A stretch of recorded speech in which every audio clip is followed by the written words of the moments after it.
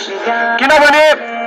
आज हामी रक्सीको मात्रै होइन आज हामी साफसफाइको पनि कुरा गर्नेछौँ आज हामीले राइमटाङ युथ एसोसिएसन मिलेर साफसफाइ पनि गर्दैछ र म यति चाहिँ आशा गर्छु कि राइमटाङको जति नि मान्छे परिवारहरू छन् हामी त एउटा फ्यामिली हो त्यो फ्यामिलीले हामी जुडे हाम्रो राइमटाङ युथ एसोसिएसन जुडेर काम गरिदिनुहोस् भनेर किनभने एकजनाले गरेको काम कम्ती हुन्छ थुप्रोले मिलेर काम गरेको धेरै हुन्छ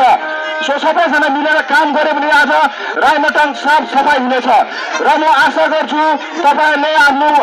घरहरू बढालेर नालातिर नफ्याँकिदिने किनभने त्यो नालाले रोकिएर पानी रोकिएर आफ्नो घरमा नै जान्छ त्यो चिजले तपाईँलाई नै हानि हुन्छ आज तपाईँले घरबाट उठाएर नालामा हाल्छ त्यो नालाले उताबाट बगाएर आएर तपाईँको घरमा नै फ्याँक्छ